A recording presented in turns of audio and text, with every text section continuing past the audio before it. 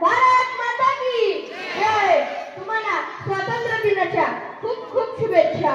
आज 15 ऑगस्ट आपल्या प्रत्येक भारतीयांसाठी अभिमानाचा, प्रेरणेचा, भक्तीचा, शक्तीचा दिवस आहे. कारण की हे स्वातंत्र्य आपल्याला सहजासहजी मिळाले नाही. हे स्वातंत्र्य मिळवण्यासाठी आपल्या अनेक क्रांतिकारकांनी, अनेक शूरवीरांनी, अनेक सैनिकांनी आपले बलिदान दिलेलं आहे, रक्त सांडलेलं आहे. जसे की भगतसिंग, राजगुरू, सुखदेव, नेताजी सुभाषचंद्र बोस, चंद्रशेखर आझाद या शूरवीरांच्या व क्रांतिकारकांच्या कार्यामुळे आपण 15 ऑगस्ट 1947 रोजी आपल्याला स्वातंत्र्य मिळाले.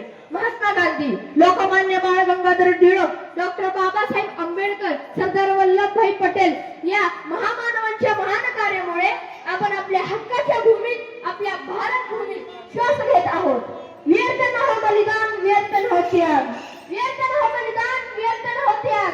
या दोन ओळींचा अर्थ असा होतो की जे आपल्या शूरवीरांनी, क्रांतिकारकांनी आपल्या देशाला स्वातंत्र्य मिळवण्यासाठी जे बलिदान दिलं आहे ते नको वाया जायला, आणि जे त्याग केले ते पण वाया नको जायला, अशा दोन ओळींचा अर्थ होतो. जेव्हा 15 ऑगस्ट व 26 जानेवारीच्या वेळेस आपल्या प्राणशक्तीत हृदयात एक देशभक्ती व देशभक्त जागा होतो. भारत माझा देश आहे आणि सगळे भारतीय माझे बांधव.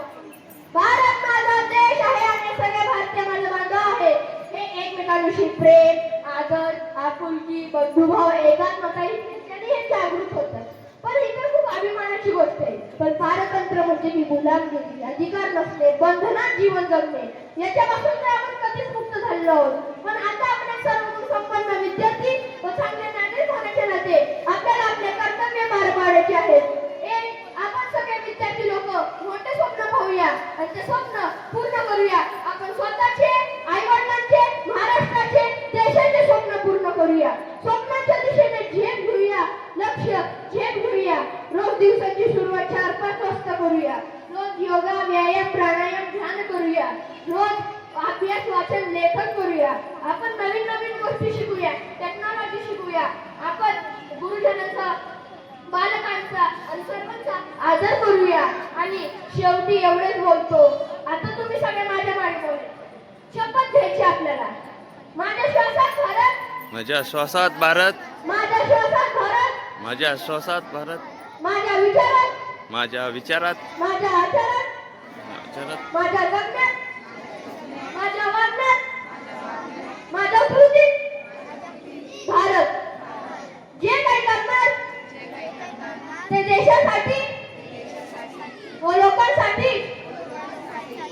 भारत माझा, मी भारताचा. भारत माझा, मी भारताचा. राष्ट्र प्रथम, भारत देश महासत्ता होणारच. जय हिंद, जय महाराष्ट्र.